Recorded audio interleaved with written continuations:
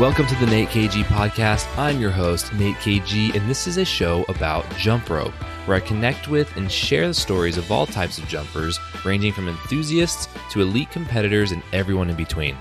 This episode is the second installment of my Q&A series where I have other jumpers interview me. In this show, my good friend and previous guest, Malini Majithia, at Jumping Malini on Instagram, hops on a call to ask me all sorts of great questions. Malini had a phenomenal set of topics, and we covered a lot of uncharted territory. We discussed topics such as how I began jump rope, the story of the kid at the CrossFit Games, the similarities between photography and jump rope, energy systems and how I train, the 4 people I would bring to a jump rope dinner, and a whole lot more. All of the show notes for this episode can be found over at natekg.com. And with that being said, please enjoy this interview of me, hosted by Malini Majithia. Hello, Nate. How are you? I am great. How are you? I'm very well, thank you. And welcome to your show. Oh, well, thank you. And thank you for agreeing to speak to me. I'm super, super excited for this conversation. So, so am I. Well, how does it feel to be on the other side? It feels kind of funny. A lot less upfront prep work, that's for sure. I wish I could say the same. Yeah. Anyway, but I think this is long overdue. It's about time that we got to hear your story. So with that in mind, let's get started. Let's do it. Where are you and where are you from? Let's start with that. Okay, so I currently live in San Diego, California, and I was born and raised in Southern California. So I actually grew up in Lancaster, California, which is about 3 hours northeast of where I am now. Okay, so you get a lot of sunshine. A lot of sunshine. Actually, not as much as you would think, because I spend a lot of time editing, so I'm indoors a lot. It's all worth it, though. It's all worth it. Oh, yeah. Okay, so on a previous podcast, you mentioned that you used to skateboard, which is so cool. What other sports have you done? Yeah, so skating was probably the first thing. Actually, it wasn't the first thing. I take that back. That's a complete lie. So I started playing basketball in kindergarten, quickly decided that wasn't really my thing. I think I dribbled the ball down the wrong side of the court and scored against my own team. So I felt you were popular with that one. Yeah, no. So that was okay, maybe we'll switch that up. And then let's see, I did baseball for a while. Little league. I think I crushed it. I definitely pitched for one game. And that was it, just one game. So actually, maybe I didn't crush it. And then I played a lot of tennis, actually. The tennis is really big in my family, or at least my dad loves tennis. So I've been playing that for a long time. I did a couple of tournaments in high school just for fun. But yeah, and then skating was a thing. Started probably towards the end of elementary school, 4th or 5th grade. And I would just run around the town with my friends and go find schools to skate at and try new tricks and do stuff. And that was great. And then I started jump roping, and then everything else stopped and I did jump rope. Fab. So you've covered quite a lot of sports. I think like a lot of people who find jump rope, it's always after having done several other things. Yeah. So I've been looking at your content, which is amazing, but I'm assuming that you weren't born doing EB quads or Sunny Ds. You had to learn just like the rest of us. No, I was not born with that. I was definitely not born with Sunny Ds. So can you take me back to the very beginning when you first jumped rope?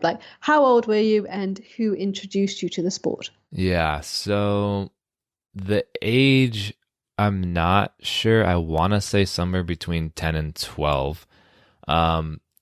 But it started, I believe, 6th grade in middle school. I always get this date confused because the first time I ever went to a workshop was in Santa Monica, and I think it was 2006 or 2007. And I'd only been jumping for 6 months. So I think it was then, but the timeline, for whatever reason, gets kind of fuzzy. But anyway, so here's how it started. In middle school, I had a PE coach who changed up the sport every month. So every month of the year was a different sport that the school would work on. And one of the months was jump rope. And I think it was January or February, because one of those, the American Heart Association would do jump rope for heart. And that was the big, campaign and fun stuff to do. So she showed us a toed cross. So just crossing under one leg. And it blew my mind. I didn't even understand what I had just watched. Wow. And I was like, how is this even possible? What? And I'm sure she did like a double under, and I was like, whoa, and Oh, I can double relate to that. under, like, wow. And I'm just like this kid with my classmates, and I'm like, punch them in the shoulder, like, oh, did you see that, man? And like, we're all just like spazzing out as middle schoolers. And so I think we would do an after school thing. No.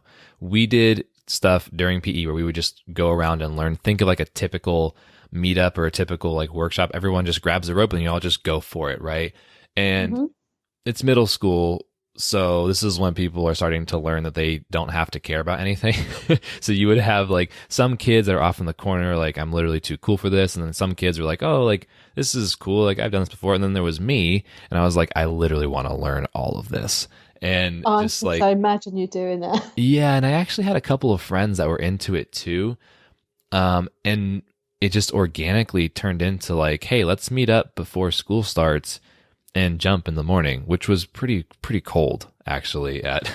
We would meet up at like Yeah. 7 in the morning, I think, before school, which is not particularly early by my standards now, but like it was probably 35 or 40 degrees at the time.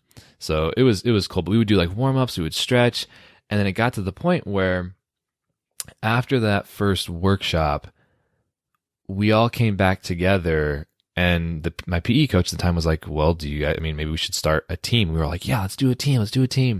And so we did. And so we would just continually jump and jump and jump and jump. And, as that first year went along, people dropped off, and it was cool for a minute, but then they dropped off. But I kept going. And then from there, I just all the way through middle school, through high school, became the jump rope guy, college, and Wow. then now I'm here. That's really, really, really amazing because the interesting thing for me is that jump rope seems to be quite encouraged from a young age then where you are. Hmm. And you have like a support network and there are coaches and there are teams and that kind of thing. So you've all been around it. For us here, we don't have that. We never have. So Yes which, and which is yes and no, actually. You have to be in the right little pocket, and you got to get lucky. I don't know how I got that, like, because Lancaster is a town about 45 minutes outside of LA on the way to the Mojave Desert. It's a nice town. I love it as my home, but it's not huge, right?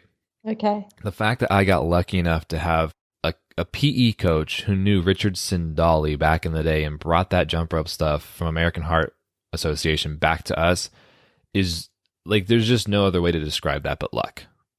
But That's really mad though, isn't it? It's like that one chance thing has influenced and hugely impacted the whole trajectory of your life. yeah, and the contrast to that would be somewhere like the East Coast, in like North Carolina, where I know, or like or I believe Maryland, where the Kangaroo Kids are, the Bouncing Bulldogs. Like, those teams are big, or Ohio, or like Boise.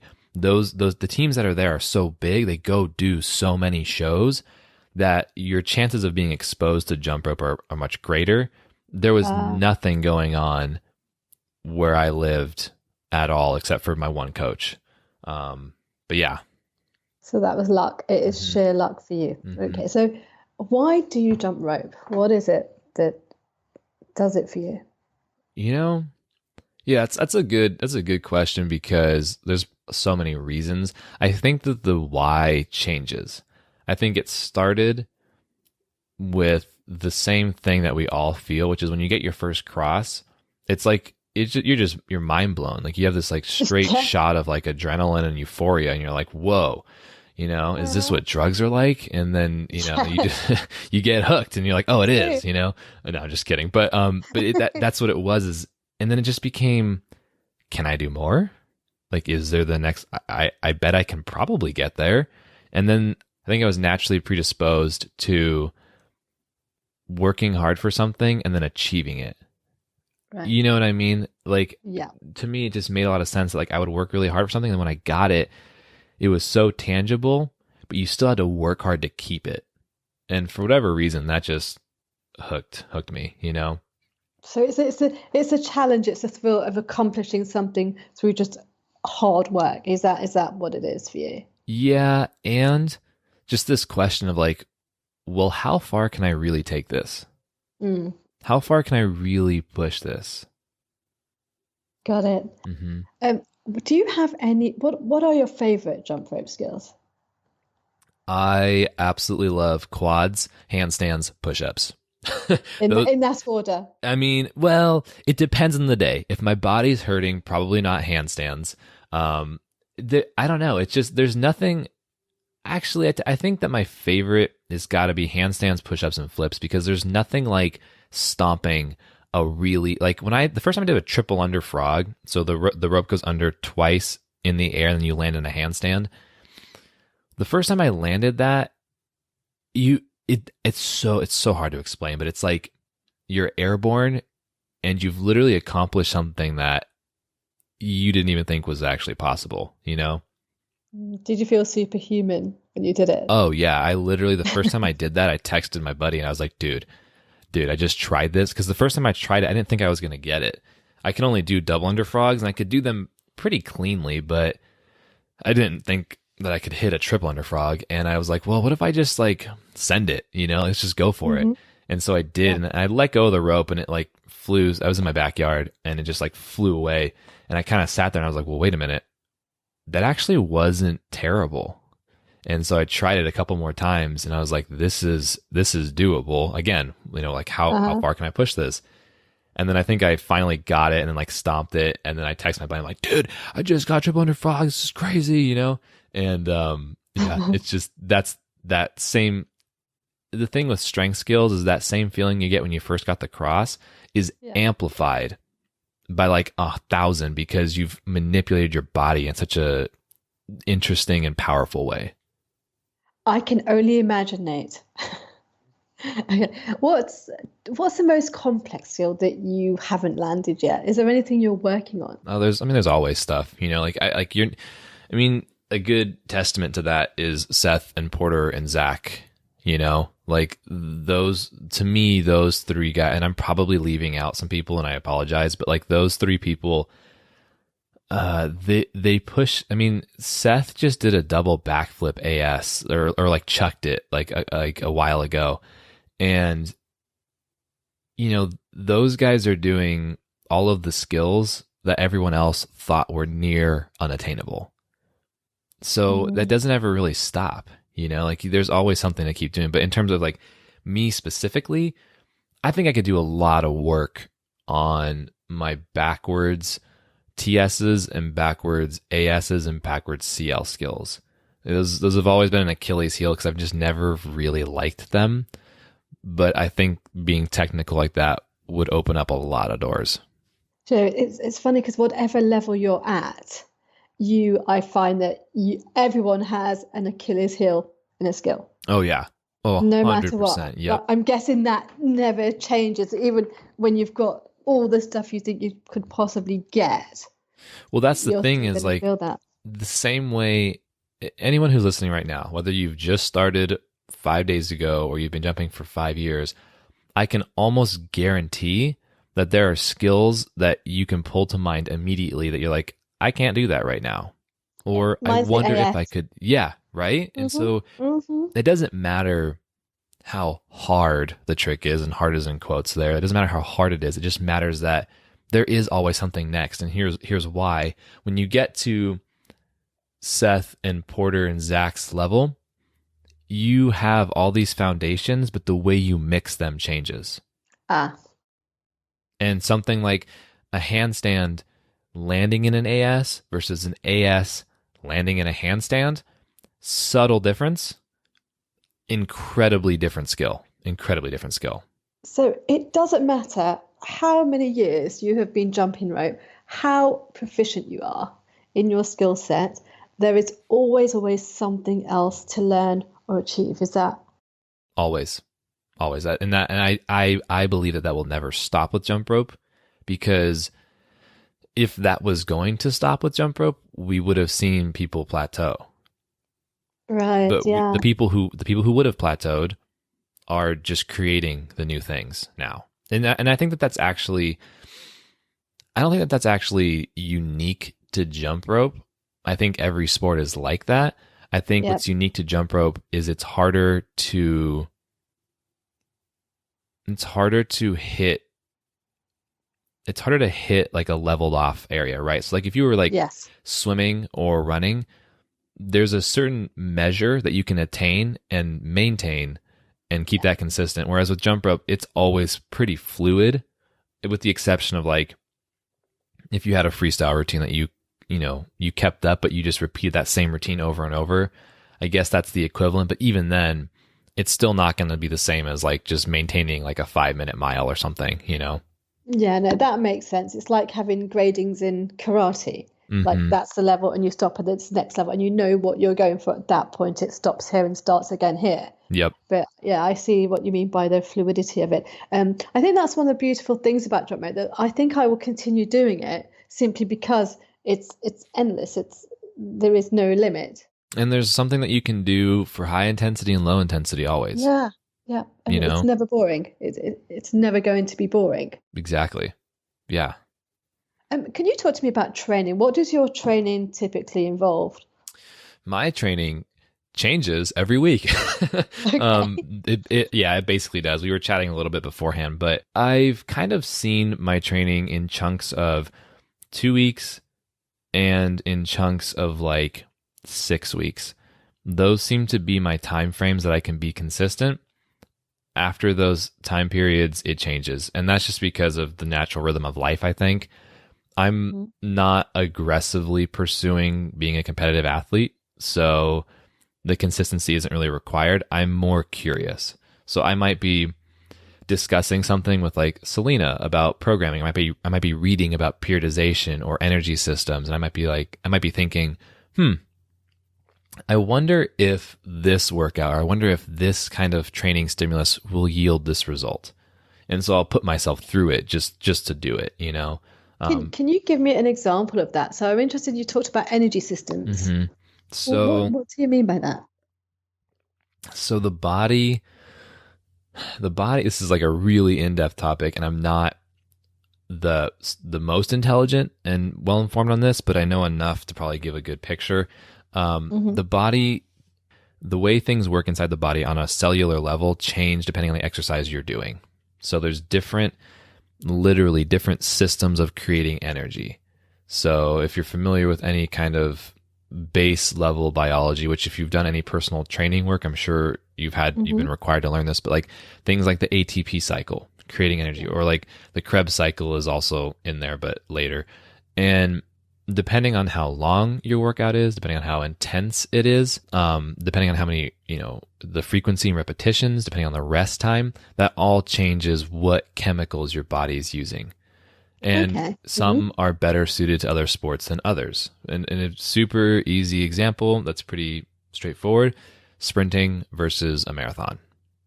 Yeah. Your body, there's a reason why the body looks so different for those peak level athletes. And the body uses substances in terms of carbohydrate, protein, fat, and a lot of micro stuff entirely different. And so I've done a lot of reading and research and spoken a lot to other jumpers like Selena about how to map jump rope to these other conventional modalities of training, and what makes sense. Does it actually make sense for a jump roper to be a competitive freestyle athlete and a competitive 3-minute speed athlete and a competitive 30-second? Because if you actually break down what the body's doing for each of those time domains, they don't necessarily map directly to each other. And we can, if you've been in competition, or if you even forget if you've been in competition, if you go to the gym and you give yourself 30 minutes and you run 1 minute of doing freestyle nonstop, and you run 3 minutes of speed step as hard as you can go nonstop, and then a 30-second all out sprint, you're just gonna feel the difference, but I like to add on to the intuition and add on to what we feel with something science backed or detail backed, because I like those details, and I think that that's very important in order to do a lot of things, but effectively the growth of jump rope. That's a really interesting breakdown. I hadn't really come across energy systems. I might have to look that one up. Yeah, you will probably find, like you specifically, will probably understand it very quickly, because there's a lot of the energy systems can sometimes map to intensity zones, especially in running. So there's different zones of intensity with running, and so you'll pick that up it's effectively the same thing, but intensity zones doesn't really detail the cellular level as much as an energy system would, obviously. Got it. No, that's great. Thanks for that. Mm-hmm. Have you ever had a time where you've lost your mojo? Oh my gosh. Yeah. No, seriously. Like that's, I would. Does it happen to people like you? Yeah, it does. I can't really speak to anybody else. For me personally, though, sometimes like I don't even realize the mojo's gone. You know what I mean? I think this last, like the second half of 2019 has got all of my mojo back in terms of like the most amount of curiosity and trying new skills and exploring again and getting into that inquisitive mindset again. But for the past few, like once I went to college, the focus switched from having fun in jump rope to job and career and the long view, you know. Life gets in the way, doesn't it? And not in the negative way either. Like it's exciting, you know. I kind of really immersed myself in a lot of what I was doing and was excited to do everything at hand, and I worked hard at it. But jump rope became the thing on the side that I could pull out of the bag when I wanted to, but not really, you know, oh, I'm really pumped about this, you know. And that's kind of like the macro level of over the years, you just switch focus, but then I've come back to it. On a micro level, within that 2-week and 6-week time frame, for sure, like sometimes I'll just have different, you know, ideas or different projects that I'm working on, and I'll just do that and then not really be jumping. Like if you follow me on Instagram for any period of time, you know that I'll be like crushing the post for like a week and then I'll be like gone, you know, and it's because there's just other stuff going on, you know? So, but I'm always excited to do it now, which is really has been great to come back to. No, I can hear that in your voice. I was thinking not long ago, I completely lost my mojo a few months ago from being really excited. I still had the excitement, but something had changed and I didn't quite know how to deal with that. And I'm sure it won't be the last time that happens. But I had to stop jumping for a few weeks. I did the odd jump, but I just thought, okay, let me take stock. And I was just wondering if you had any tips on dealing with that. So I kind of plateaued. Well, so that's like one thing. As fun as jump rope is, and as tricky or skill based as it is, we can't forget that it's a sport and it's an athletic activity. And if we sub out jump rope for weightlifting, which I think is probably the best example, you cannot go to the gym and back squat every single day for 7 days a week for every month of the year. Now, jump rope is different than that, and it's a little bit unique where you can show up to the gym and do it every day, and I think that's awesome. But understand that there needs to be an element of variety in order to keep the mojo up. Or you need to provide the context for yourself prior to your training sessions. So for me, in that 2 or 6 weeks, before if I'm taking it seriously and I'm trying to test something, I'm going to say, okay, here's what I'm looking for. I'm trying to get this result, whatever that is. Here's the work I'm going to do. I know that it's all speed-based, so I'm not going to expect to enjoy all of it. And then that's fine. Yeah. Right? Yeah. The flip and the reverse of that is I want to train my quadruple under skills for 2 weeks straight. I don't care what the skills are. I don't need to land anything specifically. I don't need to have a skill by the end of the 2 weeks. I just need to explore. So that changes the way you look at it. But in terms of, I see a lot of jumpers all the time jumping every day, posting every day. And I legitimately admire that. And that consistency is amazing. And I would never say to stop doing that. But I would suggest changing what you're working on those days. Because you can show up at the gym and do like releases and not even lift off the ground the whole time. That's still a valuable jump rope practice, because we're so like jump rope's so interesting in that there's so many different types of skills to do all the time that there's plenty of room to change things up. And the big question that I ask myself when I get stuck is, what's the opposite of this? If I'm training quads, what's the opposite of quad? Well, if I did everything single under, I guess, or if I did everything without leaving the ground. And then you change what you're trying to do and you start to explore differently and you come about different conclusions and you find entertainment differently, you know? So I think that's it makes sense. It feels like a little bit of a scattered answer, but hopefully that helps. No, it does. I think I had a similar problem when I was learning releases and I just couldn't get them. Like with a lot of people, I just couldn't do them. And I stopped doing them for a couple of months. I was like, do you know, this is getting too intense and I'm getting too frustrated. I'm going to focus on a completely different skill and come back to it. And when I did that, that actually made the biggest difference. That's okay. That's like the number one thing that we should definitely underscore and should be front of mind for every single person. If you've been working on a skill for 2 weeks, 3 weeks straight, and you're changing your form and you're taking steps to adjust your form and you have a coach guiding you based on mechanics and movement who's providing you the right adjustments, and you're training and you can't get it, stepping away and not doing that skill for 1, 2, 3 weeks is just as valuable, if not more valuable, than trying to, crush that skill and get it ASAP. Because if you switch your brain and you let it go, it's happened so many times for me and for other jumpers where you step away, you think that you're not making any progress because you're not training it, but then you come back and you nail it. And it just clicks. It's really fascinating how that actually happens, from being in a place where you just can't do it to something. And I'm not sure what it is that clicks. It's learning. Makes it happen. It's learning. Think about when you're in, school's an example, but let's take any skill that you've ever learned. Did you learn it immediately? Probably not if it was an in-depth skill. Language is a good example. Language takes time to memorize, but it takes even longer to synthesize. And you need to step away from it in order to come back and approach it in a fresh mind, fresh body in this case too. But like the muscle memory is still working even when you're not working, because it needs time. Like you can't, I actually was texting Mel the other day, or messaging him on Instagram. You can't have a memory if you never left the event. Oh, that's a really, really good saying. It says it all, doesn't it? Yep, exactly. Brilliant. Okay, so that leads me on quite nicely to my next question. What do you know now that you wish you had known at the beginning of your jump rope journey? Everything. Could you give me 3 specific? Yeah.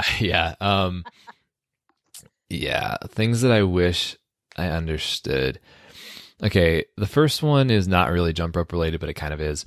One, I wish that I knew and I should have put out more videos more frequently, because I have a lot of videos on a second YouTube account that is locked out because I don't have the password and I can't get it, and that's a big bummer. But I have a bunch of stuff sitting from 10 years ago from when I started jumping, and I wish I would have recorded more and documented a lot more of that. That's number one. Number two, I've always kind of understood that jump rope is a movement, the same as any other physical activity. I wish I would have analyzed it like a gymnast analyzes their tumbling a little bit sooner.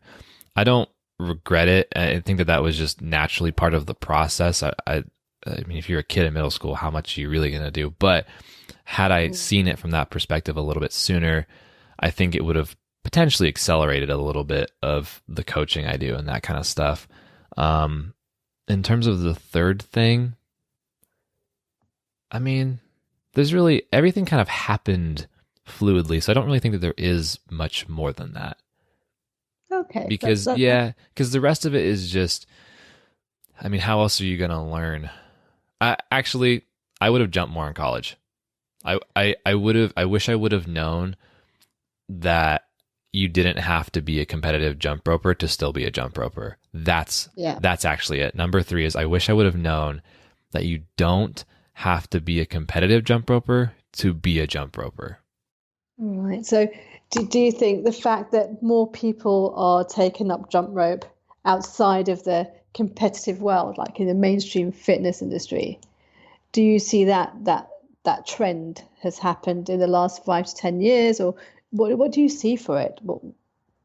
How do you see jump rope evolving? Evolving, yeah. I mean, it's just becoming a sport is the way I see it. If you actually take the time to study what sports are and how they work and how the organizations and the NGBs like go about things, it's just there's just a natural cadence and rhythm to how a sport becomes developed. But it requires intelligent people doing good work and being forward thinking and pushing forward. But that can happen in many, many, many different ways.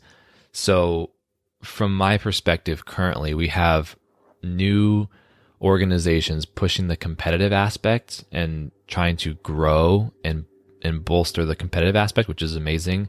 We have a lot of groups going out and working and demonstrating and working jobs for entertainment purposes on cruise lines, for the circus, that kind of thing. Yep. And then there's coaching, and then there's bridging the gap between understanding what jump rope could be and what it is based on your current understanding for someone who doesn't fully know what it is. I think the biggest thing that is changing, and this is verified. I mean, there's a lot of tangents we could go off on this, but there's a big push to use jump rope as a fitness tool because of the work of a few people who have done the marketing correctly. I would give a lot of credit to people like the Phoenix Movement, Buddy Lee, Jump Rope Dudes, Rush Athletics, and specifically Jump Rope Dudes and Rush Athletics for doing a significant portion of video content and a significant portion of addressing how the tool can be used in a fitness aspect based on their understanding of what the jump rope is. And then there's definitely still work to be done in terms of the full picture and the full 360 of jump rope. But I think that in the last 5 to 7 years, they've done a really a lot of work to bring it back from this is just a playground tool to boxers use this to train. And they've pushed it a little bit more front of mind, I think, for a decent amount of people. I mean, they have businesses run on it, right? And so does RX. So yeah. And I actually should, another asterisk there too. RX Smart Gear has done the same thing too, but much more niche to CrossFit. We were talking about general fitness, which is why I brought up those two. But I mean, CrossFit has done a tremendous amount as well. If you think about it, as CrossFit as an organization has included the jump rope as a main staple tool in their workouts. From there, Dave over at RX has developed an actual teaching methodology and stuff on that. So I think the work of these non-competitive entities has done a lot of work to bolster and make a little bit more understanding of what jump rope is and can be, but there's still a huge knowledge gap to cross there for sure. I'd agree with you. I think quite a lot of people that I talk to who've picked up jump rope have come into it via the same channels that we're talking about. So I do think without them, I don't think I wouldn't be sitting here talking to you. Right, exactly. For example. So that's how it's come about. One thing that I'm always interested in, how when people take up sport and jump rope for us, how that impacts other areas of your life. It's always been a thing. So for me, it's helped my productivity. It's the whole positive thing. Everything's different now because I jump rope. Do you feel? How do you feel about that? I think it's given me confidence. I've been historically not the most confident dude. And jump rope's always kind of been that thing that I'm like, well, I mean, not a lot of other people can do this, at least when I'm talking to people on the daily, like there's a lot of other jump ropers who can do many of the skills that I can do. But in terms of day-to-day interaction, it's a nice thing to have in the back of my mind, not to flex, but just to know like, I also have a skill that's unique, you know? Yeah, I'm really surprised at that, like because your confidence in it, and it is a really amazing thing to see when I watch you. Thank you. I would never have thought that you would have. There was time when you would have lacked confidence, and that jump rope has helped you gain that. Jump ropes, or not jump rope, confidence is just as much a skill as jump rope. It's just as much a skill as, being an engineer. All of these things that we feel and write about on Instagram and have motivational posts about, they're all skills too. And I feel like I haven't been the most confident, but if you ask any of my friends, they probably wouldn't necessarily say that, but it takes a lot of work. I've just trained it the same way. Back to your question about what has jump rope given you, jump rope gave me this mindset of like, if you train it, you will get better. Yeah. And the things that you don't understand are possible will come. Yeah, it's extremely powerful, isn't it? Yeah, and just applying that to confidence is like, oh, well, if I don't feel confident, what would it look like if I was? And you might fail at accomplishing that 30 times, and you might have an awkward scenario that's kind of like getting whipped in the back of your head trying a TS, but at a certain point, you're gonna come around and make those gains. No, I get that. I can completely relate to that. I think a lot of us probably can. Mm-hmm. What else has jump rope taught you? I mean, in terms of, you've coached a lot of people. You've worked with various ages and children, adults. In terms of people and coaching them, what has it taught you anything in particular? Yeah. With the teaching, it's taught me just to be a coach. I think I've naturally always had a little bit of a teacher's mindset. If I think back to like the way I've approached most conversations in my life, it's from a teaching perspective. And that's a whole tangent, but basically it's taught me that you can be a practitioner. You can understand how to do the thing you're doing, but being able to articulate it in a way that makes sense to another human being based on their unique ways of understanding information and retaining information is an entirely different skill. And it's been fun to practice and learn and, just geek out on like, what is the best way for somebody to learn such a very intense, complex skill set? Mm-hmm. It's not actually complex once you fully understand it, but leading into it, there's a very large barrier of understanding. And so my thing with coaching jump rope has always been, how do I most effectively lower the barrier and articulate the principles? And speaking of coaching, do you think there's a difference in adults learning to jump rope and kids learning to jump rope? Yeah, no, for sure. It's not even close. Can you talk to me about that? Yeah, the kids, it's a thing with kids, man. Like they can just pick it up so fast. I'm not even really sure. I wish I had a technical explanation as to why. I don't, but a kid can see something and mimic it. And I think a lot of it comes down to just musculature, because their muscles aren't fully developed, right? They're growing. They're definitely not little hulks walking around, right? They're relatively thin. And the body just moves a little bit more loosely, and they play around a little bit more.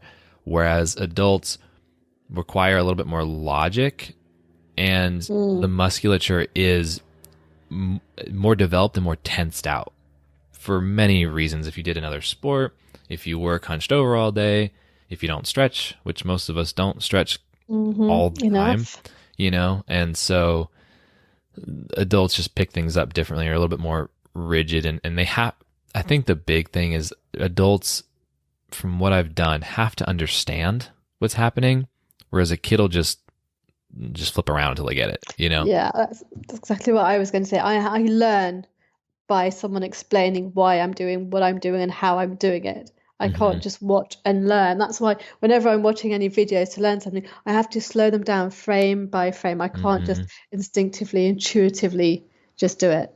Yeah. I mean, and that's not to say that all kids can just pick it up, because when I was in high school, I did the exact same thing. I would download videos from YouTube almost every day and then just play it back in my video editor, frame by frame by frame. And they were usually like, 360p files. So you really were just looking at blobs of pixels, but like, you did what you could and you made it work. Yes. Yeah. Brilliant. Earlier we were talking about you when you were working with a kid at CrossFit Games. Yeah. So do you want to talk about that? Yeah. So I forget what the context was, but I think we were talking about what jump rope has taught, or just good opportunities in jump rope. And I worked with this kid at one time. I think I've discussed this once before, but I worked with. Oh no, we were talking about the impact that jump rope has. Jump rope has, yes. And it's so, it can be as simple as like, cool, I burned 100 calories, sweet, I'm out of here. Or I think that it can shape someone in very fundamental and foundational ways.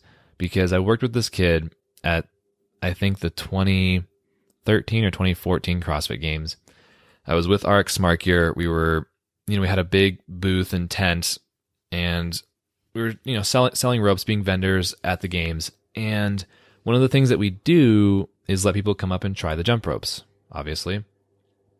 And so this dad walked up with his kid. His kid couldn't have been older than like 12. And when he saw our jump ropes as they were passing by, like his eyes like lit up. You know what I'm talking about? Where he gets really excited. He's like, "Oh, I want to go try that." And then his dad, like without even skipping a beat, is like, "No, you can't do that. You're not good enough." And I heard that, and I was like, "Wow, did that really just happen?" And I happened to be standing like within earshot of them, and I was like, "Hey, no, like come on in, like it's cool. You don't have to know what you're doing. Like just come try it out, And the kid's like, "I want to do a double under," and his dad's like, "You're not good enough to do a double under." And I was pretty perplexed by the fact that a dad would say something like that to his son, and it was like it made me really mad, because not only do I know that this kid can do it, but it's like, why would you say that to a kid, man? And so I was like, no, come on in, getting the kid excited or whatever. And the dad's like, "Yeah, whatever." And so the dad let his kid come in. I kind of stood in between the dad and the kid, because we have our mat set up a certain way where like you can still watch, and like he could see his kid, but like I was kind of blocking the kid's view. And I was like, "Listen, go for a double under." And I gave him a few coaching tips, and it took him like, I don't know, a couple tries. It was like less than 5 minutes, because again, kids pick things up really fast. He did a double under, he landed it, and he like immediately like looks at his dad and he goes, "In your face." And I was like, "Yeah, that's what I'm talking about." And it was really funny. But in terms of the impact that jump rope can have, it's back to that whole confidence thing. Like, you've done a thing that nobody else can take away from you. Like, that kid landed that double under. His dad told him he couldn't, but he did. And there's no disputing that, So in terms of the impact, that's just kind of one of the stories that like sticks out, That must have been so empowering for him. 100%. 100%. Yeah. And I've done similar things too when I, back in middle school, and actually just middle school, when I would go teach, or not go teach, I would go give demonstrations at different schools. Our team at that time, this is a very common thing to go around to different schools and go do demonstrations on jump rope and get all the kids jumping, and it's all fun, And we would always do a section where like kids would come into the ropes and try it out. And every demo, there would be like one kid who couldn't do double dutch or couldn't do something. And then they try it in front of the whole group, and like they miss, and they finally get it. And like the whole school would go like nuts. And so that was always really, really fun. I love that. If you were to host a jump rope dinner, I'm assuming you can cook, okay? and you could invite 4 people from the jump rope community. Who would you have and why? That's so hard to pick 4. All right, I'm just going to I know. preface this answer with, if I don't say your name, I'm sorry. Just know that you're actually still invited. I don't know why the bouncer, Malini, is not letting everyone in, but You apparently just she's don't taking have the away everyone. space. You You don't don't have have the the space. space. It's Fair not enough. personal. Yeah, fair enough. 4 people that I want at a table with jump rope. Okay. Let's do this. Um, Oh, there's just so many things that I want to blend in one dinner. So many topics of conversation that I would like to have.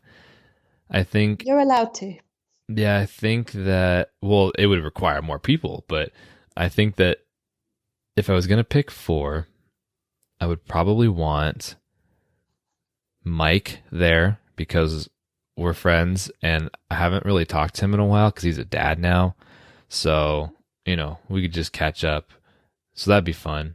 But also, he's an extraordinarily intelligent guy, and his insight into the sport would be incredible. I think I would bring in Sean Hamilton, super long time founders of the sport. From my understanding, competed at I think the first world competition that ever existed. Like he helped create, Yeah.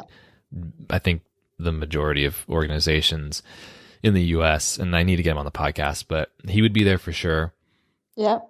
I would probably, let's see, I have 2 left. Yeah. Okay. I would probably choose Dave from RX because he's Dave and because he's a good conversationalist and he has a very different perspective that I would like to mix in there from the fitness aspect. And then the last person, I don't really know of the exact person, but I would want someone probably one of the coaches from the Korean team to come be there. Why? Because they have a different perspective and a different method of running their trainings and their sport. And they also have the highest speed scores that I've seen currently. So I think that roundtable would be a very interesting multi-perspective discussion. I think that's a fairly comprehensive and entertaining evening ahead of you, really. I think so, yeah. Mm-hmm. Good choice. Good choice. Thank you. And then the little asterisk, number 5, would be everybody else in jump rope. Oh, smart. Yeah, right? The little catch-all. I like that. Yeah. Okay. Let's talk a little bit about this podcast, which has been brilliant. What made you start it? I mean, I was already having these conversations. I was already reaching out to people and saying like, hey, we should talk about jump rope on the phone, which is a pretty weird move because it's kind of like, it's in my mind, it was not really conventional. But then I just started having great conversations. And I was like, well, this is really cool. And we would talk for like an hour. And I was like, well, if I just record these, it'll probably be pretty cool, And I just have a lot of fun doing them. And I think that it takes these little pieces of our culture and then traps them permanently. And I like that. It takes a lot of work to get them done, but I feel like it's worth it in terms of having the fun doing it and having something on record always. And also because you've spoken to so many people now and really talked about so many different things, there are probably going to be quite insightful things that you've learned along the way. Yeah, for sure. Yeah, talking to different people. I mean, if you want to learn anything, forget jump rope. If there's anything that you want to learn, go identify the community and talk to everybody in it and figure. I mean, that the number one thing the podcast has taught me, and I spend a lot of time researching, interviewing, and how to do this craft. Having a conversation and doing an interview is its own craft. The number one thing I've learned is if you learn how to ask the right questions, you can get anywhere.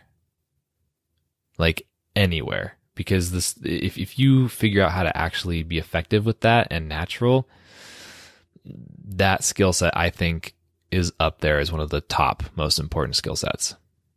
not that I'm able to do that, but I've identified it in other people, and I've listened to other people who are far, far greater than I am at hosting a show.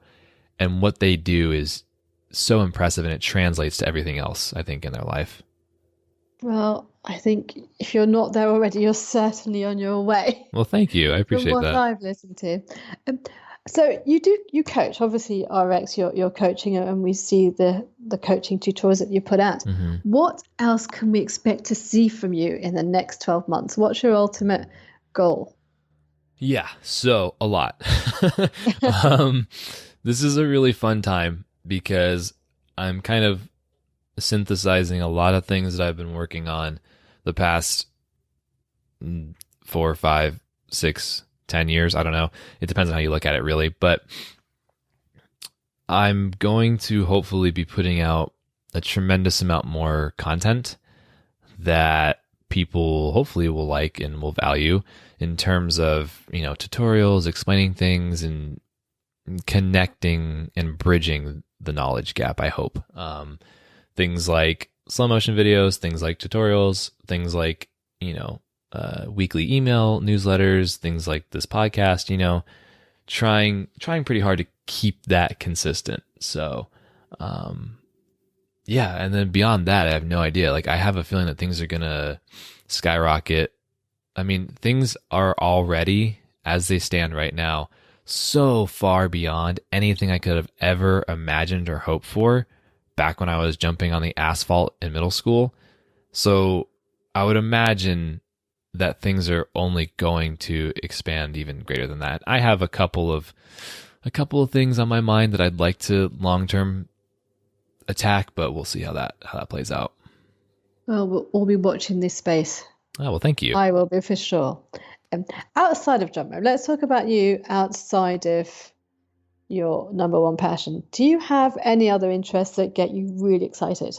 Oh yeah, 100%. Besides the jump rope activity and the jump rope coaching, video and photo, hands down. Like I love taking photos and doing video projects. Two very, very distinct and separate skill sets, but it's just, yeah, I don't know. I've actually liked video and photo more, or I've liked it earlier than jump rope. It was bad phrasing of that, but I've started using cameras long before I picked up a jump rope, and it's always been like, this is an amazing thing. Like, this is crazy what you can do with it, Oh, wow. Mm-hmm. I thought it was the other way around, because I've seen your photography. You're extraordinary. Your work is extraordinary. Thank you. What got you into photography? Because if you started that before jump rope. Yeah, so the photography stuff, I learned the craft later than jump rope, but I started with it sooner.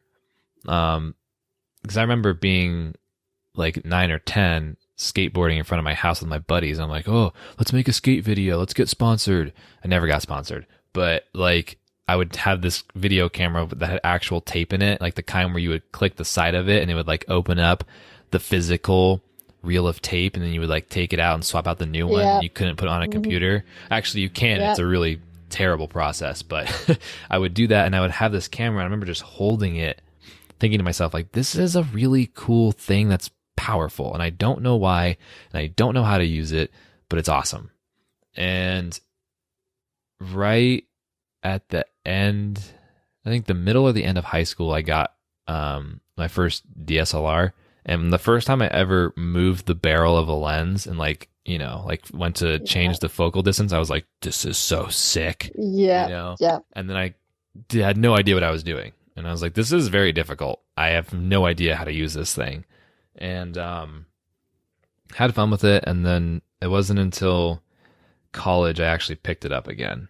And yeah, it's so cool because photography is kind of like the catalyst to, or the gateway to, a lot of other great experiences.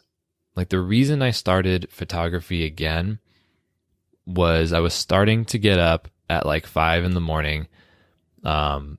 during college, because I was doing a bunch of stuff. But I remember getting up at like, before the sun came up, I drove 20 minutes outside. I was at Santa Barbara then, at UC Santa Barbara, and I drove 20 minutes outside of Santa Barbara to Gaviota, where there's this huge cliff with a train track on it, and then the drop off stops and it goes to a beach.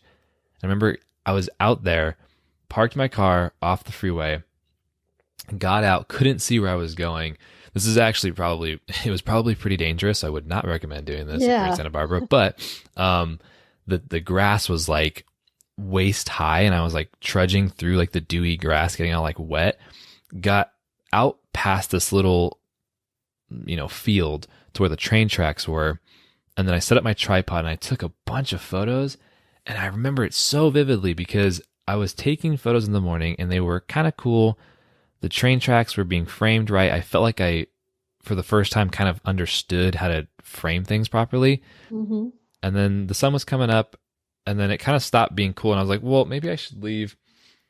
And I was like, no, I'm going to hang out for just a little bit longer just to see what happens, The sun came up, amazing sunrise, caught a photo, still my most favorite photo I've ever taken, where there's these train tracks and the sunlight is bouncing off of them and reflecting. And then the background off the cliff is like a small little wave breaking on the ocean. And it was just like so cool. And it was just such a fun thing to do all the way around.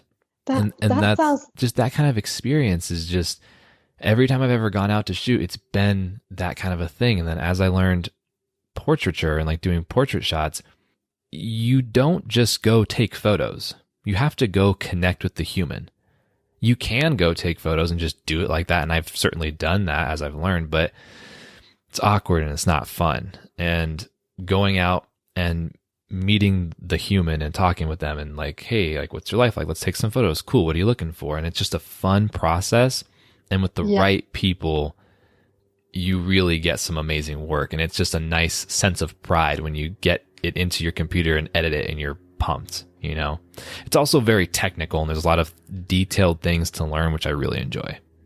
No, I totally hear you because I also do photography, so I get the whole Yeah, your stuff's really awesome too, by the way. Thank you. It's very kind of you.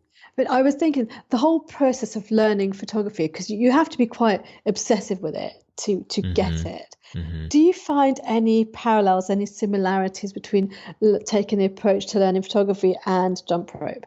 Oh, 100%. I think that you have to be a little obsessed to learn both to a high level. I think there's a lot of people who can find quick videos now and find the right color edits to make your photos look decent. Like if you slap an orange and teal color edit to your photos, like it's going to look decent no matter what you framed it like. Yeah. But to start to understand it in depth is the same thing as understanding how to build a computer, understanding programming, understanding, extra or energy systems in the body. Like it's all just the same. There's enough detail where you're never really going to find the end point, but it's not so overwhelming that you need years and years and years of upfront work. Yep, no, you're right. And I think for me, like with you, it's about that connection it allows you to have with people and makes those conversations far more richer simply because you've connected on a different level altogether. Oh, so yeah, I would for sure. Totally for go sure. with that. What's the most difficult thing you've ever had to overcome in your life so far? Yeah. I saw this one on the list. And I was like, Sorry. Nice question. I don't know how to be prepared for this one. No, I think there's a lot of ways that I could go about it. I'd like to keep things still pretty upbeat because that's the fun part. But yeah, at the end of, I was on 2 teams. The end of my first team was towards the middle of high school, and the dynamic changed. It was really fun for a very long time. Super grateful for all the time that I had with those people and the things that we did. But towards the end, people kind of changed their attitudes. They got a little bit less interested in being a team and more interested in whatever they had on their mind, in terms of both showing up to practice and not really practicing, which is an issue if you're a competitive athlete.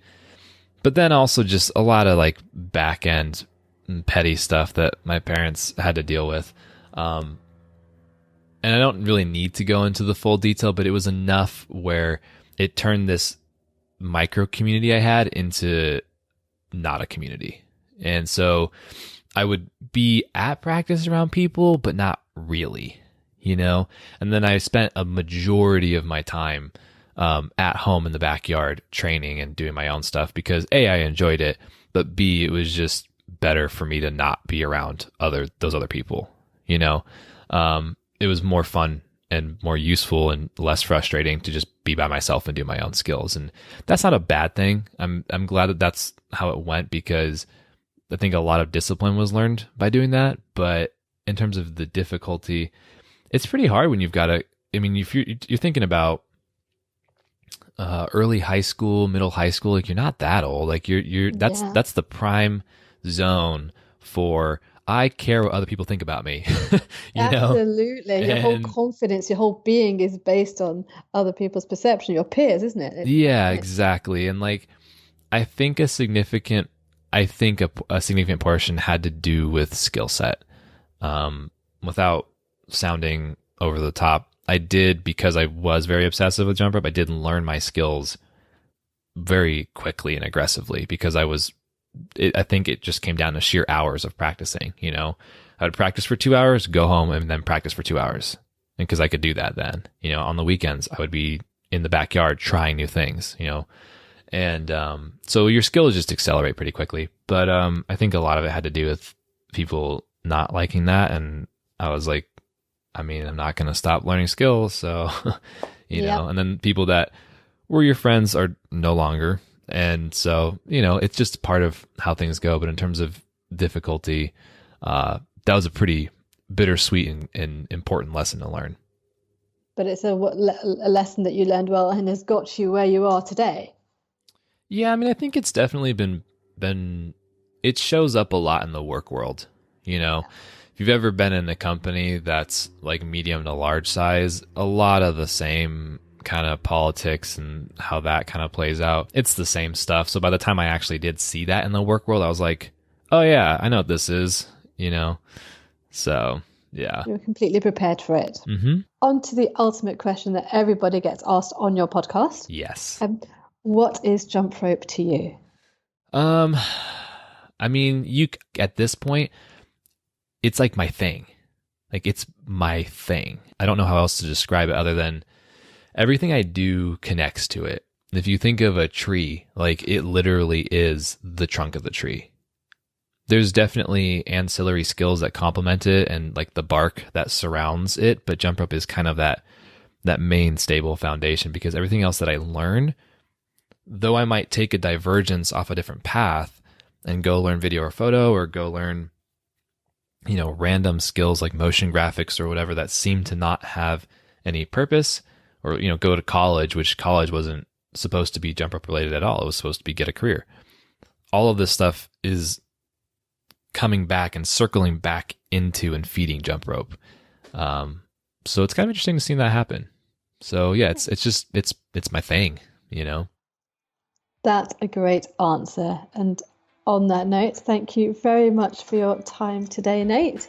Yes. Thanks for having me on my show. And in true Nate fashion, I'll say that I have had a blast talking to you. Oh, well, I've had a blast talking to you. So this was really fun. Thank you.